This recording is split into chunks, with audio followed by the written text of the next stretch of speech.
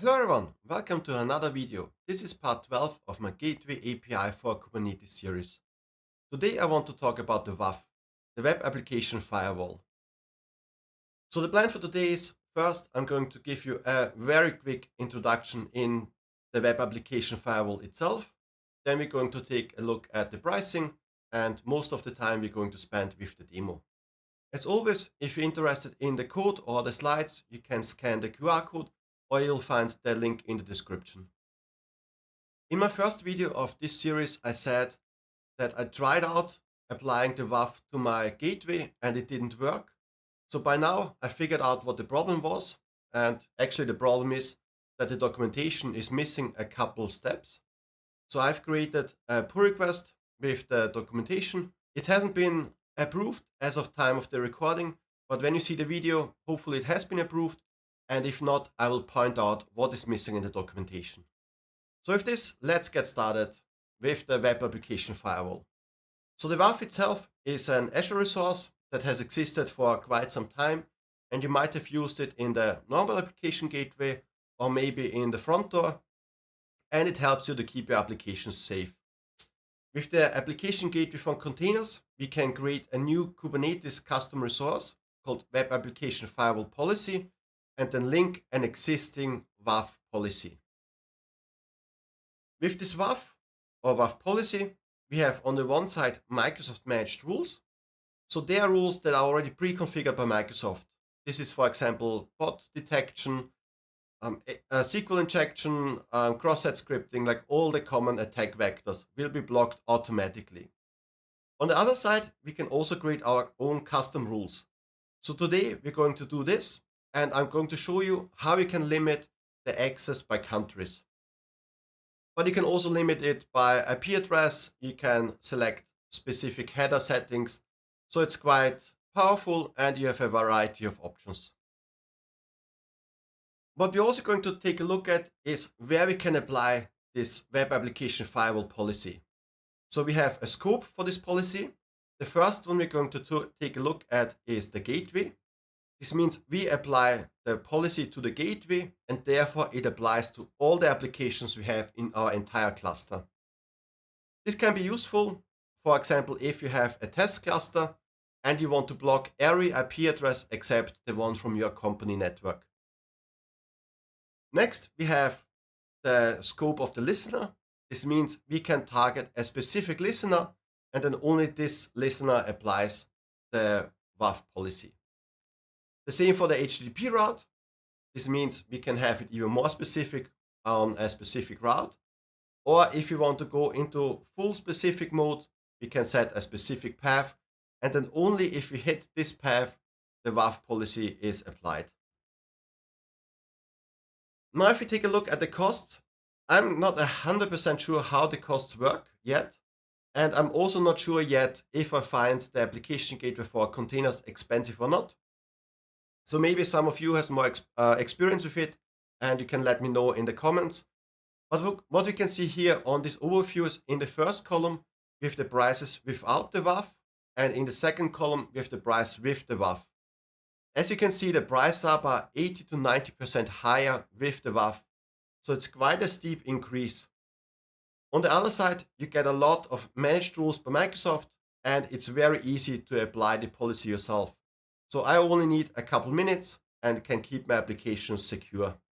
To show this to you, let's switch over to the terminal and let's create our first WAF policy and then apply it to our Kubernetes cluster. All right, here in the terminal, as always, let's define a couple variables first. So first we define the name of the managed identity of our application load balancer. This has to be Azure ALB identity. And we also define the name of the resource group where we have deployed our Kubernetes cluster. Next up, we're going to specify the namespace where we have deployed our gateway and the name of the gateway itself. And lastly, we configure a name for the WAF policy and we query the subscription ID. With this set up, now let's get this cleaned up, and then let's get the ID of the managed identity of the ALB controller. This is already the first step that is not shown in the demo. or in the documentation. So if you follow the documentation and you don't do this, then you will get an error message at the end. And you also don't learn in the documentation how to find out what the error message is. So don't worry, I'm going to show you all of this. But now we have the ID, and with this ID we can do a role assignment. This is a critical part.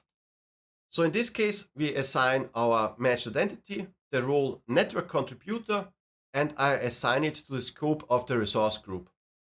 It would be nicer maybe if you assign it to the WAF policy itself, if you follow the least privilege principle. But I think it's easier if you have multiple WAF policies, that you have the role assignment on the resource group, so you have to do it only once. Since it's a demo, I also want to keep it as simple as possible, so let's apply it to the resource group. As we can see, it takes only a couple seconds, and our match identity now has this rule. The next step that's not in the documentation is you have to create the WAF policy before you can assign it. The documentation doesn't mention anything about it.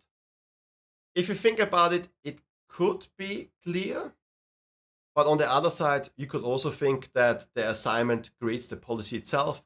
So if something doesn't work, always make sure you have the role assignment and you have created the WAF policy. All we do here is we create a very simple WAF policy with the name we've configured before and with our resource group. We can configure this WAF policy in the Azure CLI or with any other tools like Terraform or Bicep. But I think if it's the first time you use it, it's way easier to understand what's happening if you use the Azure portal. And therefore, I'm going to switch over and we're going to configure the WAF policy in the Azure portal. Here in the Azure portal, I have the resource group. And if I refresh this one, we can see here the WAF policy we created before. If we click on this, there are a couple of things we have to configure before it's actually working. So the first what we see is the policy state is disabled. This means nothing is going to happen even if you apply it. So let's enable our policy. This should only take a couple seconds. And then our policy is enabled, and in theory, we could already use it. While this is being enabled, actually it's already finished. Then we have a second thing I want to configure, and this is here, this policy mode. By default, it's set to detection. This means it's logging what's happening, but it's not applying any rules. For example, if I block an IP address, then I will log that the IP address called my service, but I'm not going to block it. And to enable the blocking, or in this case it's called prevention, we're going to switch to the prevention mode. And this means that the WAF policy is now enforcing the policies we configure. While this is being enabled, we can also take a look at the configs we have here. So this is all the default. I'm going to leave it as it is for now, but you can configure, for example, what error message you want to give. You can return a specific response body and also what size of bodies you want to inspect. Next up, we have the meshed rules. So these are rules that are already pre-configured by Microsoft. Here are some limitations. So I would advise that you take a look at the documentation, what the limitations are. But for now, that's good enough. And we can also see here, that's 190 rules, so quite a lot. And here the common attack vectors like path traversal attack, file access attempts. So that's already great to get started. But to actually check if the WAF policy is working, I'm going to add a custom rule. Then I click on Add Custom Rule.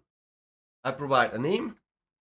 I name it block countries, because I want to block the access from specific countries. Then the priority must be between 1 and 100. Let's just do 1. So this is the one that will be enforced always the first.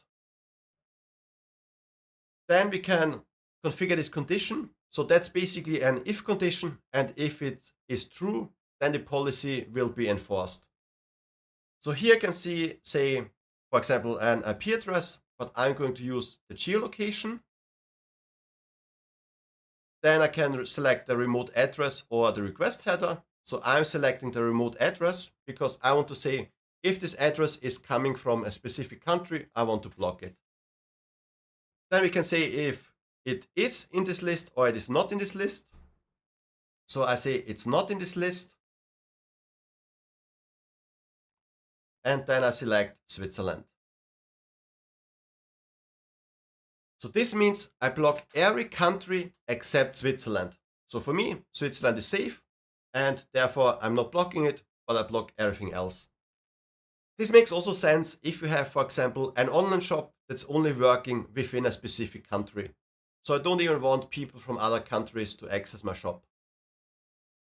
It might not be the best use case because sometimes you have people that are close to the border, they are traveling, that want to access your website, but you could block specific countries you deem unsafe. But for now, let's say we block everything except Switzerland. And lastly, we have the then condition. So this is what do you want to do if the if condition was true. So here we can lock something, we can allow the traffic, or I can deny the traffic. In our case, we want to deny it because we want to block every country. Then we're going to add this, and what's very important is we have to save it. Otherwise, it's not going to work. Now our custom rule is being added, should only take a couple seconds, and once this is added, we can apply it to our application gateway. Now let's switch over to the terminal, and I'm going to show you how we can do this. Actually, before we switch to the terminal, I have two test applications we used in previous videos. So first we have here traffic. If I refresh the page, I can see it's working. And then we also have Nginx. I refresh it and it's also working. So we can see right now we have access to our cluster. So now let's actually switch to the terminal, apply the WAF policy, and then we shouldn't have access to these websites anymore. Here in the terminal, let me paste the code for web application firewall policy. If you take a look at it, it's quite simple. So we have the type of web application firewall policy. Then we provide a name and the namespace we want to deploy to. Here we have the target. In this case, we use the gateway. This means we want to apply our policy to the gateway. We provide the name of the gateway and the namespace where it's deployed. And this means all the applications inside my cluster will be affected by this policy. This means once I have applied it, I won't be able to access any of my applications because I'm not located in Switzerland. Lastly, we have the web application firewall, and this is the ID of the policy we have just created. So if you follow the demo along, you can just copy and paste it because I have here the variables for the subscription ID, the resource group, and the name of the policy. This is also something that's not really explained in the documentation. It just says here use an ID of the WAF policy, but it doesn't say that the policy has to exist before. So once we have this in the variable, let's apply the variable. This should only take a couple seconds. And now the next step that's again not in the documentation as of the recording, but in my pull request to improve the documentation is how can we check what we just did? And actually it's quite simple. So we can do a kubectl get web application firewall policy in the namespace where we have applied the policy. So here we can see we only have one because we just deployed one. The deployment is true. This is very important. So if you follow the documentation, it won't work and the deployment will say false because you haven't assigned the role permission on the match identity. Therefore, it can't link the WAF policy to your Kubernetes cluster. If this says false, then you can also check what is the problem. And this you can do with a kubectl describe web application firewall policy. Then you provide the name of your policy and the namespace where you've deployed it. If you execute this, we can see here everything is working as expected. We don't have any errors. But for example, if you don't do the role assignment, you will get here a 403 error and it will say the ALB match identity doesn't have the necessary permissions. But for now, everything is working as expected. So let's switch over to the browser and let's test the access to our web applications. All right, here in the browser, let's refresh the window. Sometimes it takes a couple seconds, but now you can see here, it says access forbidden. And if I go to my traffic application, I refresh this one, it's still working, but after the second refresh, it also says access forbidden. This means the policy works. I'm not in Switzerland, therefore I can't access the web applications anymore. But this can be quite harsh if you want to block everything. Usually in a Kubernetes cluster, you have multiple different applications. So now let's take a look how we can configure it for a specific HTTP listener. Let's switch back to the terminal and then I'll show you how to do this. Back in the terminal, let's delete the WAF, the web application firewall policy we just created. Just a simple kubectl delete, the name and the namespace. Then it should only take a couple seconds, and if we take a look at the browser, then we should have access to applications again. So here in the browser, if we refresh this now, again after the second refresh, it's working again, and we have access to our traffic website and also to our Nginx. So now we can access everything. So again, let's switch back to the terminal and let's apply the WAF policy, but this time only to this traffic application. Here in the terminal, let's clean this up. And before I get started, let's take a look at our gateway. So with a kubectl get gateway, the name of the gateway and the namespace, we can see that we have this one gateway, everything is working as expected. And now I can take a look at the details, and we can do this with a simple kubectl describe gateway. Here we can see everything that is configured inside this gateway. So if you scroll up a bit, we see here our Nginx HTTPS listener. If you scroll up a bit further, we should also find our traffic exactly here. We have our traffic HTTPS listener. And now we want to apply the WAF policy only to this listener. This means if I call the traffic URL, then the WAF policy will be applied. So let's clean this up. And to do this, we are going to define again our web application firewall policy. The only difference is this one line. So here we reference our gateway, but we also reference a section with the name traffic HTTPS listener. This means all the other sections are not affected by this policy. Let's apply this. Then after a couple seconds, it should be already working. So if we now switch to our browser, the traffic application shouldn't work, but the Nginx should still work. So let's switch over to the browser and let's see if it's true what I'm telling you here. All right, here in the browser, now it's the moment of truth. So let's refresh the page and we can see access is forbidden for traffic. But if we now switch over to Nginx and we refresh several times, it's still working and I can still access it. This shows that only my traffic application is affected by the WAF policy. But you could also go even more specific. I think it's already good enough for today. But for example, you could also apply it to a specific path. So if you have traffic.programming.wolfgang.com in this case, /my path, then only this path would be affected. And with this, you can actually really specifically set what areas of your applications you want to secure. This could make sense if you have, for example, an admin area. So if you have an online shop, everything on the online shop is available to everyone, but the admin area is only available to employees of your company or maybe to a third party. And with this, you can specifically set the rules. All right, this is everything I wanted to show you today. As I said in the beginning, I thought the WAF policies and applying them to the Kubernetes application gateway for containers is not working. but it turns out the documentation is missing a couple information.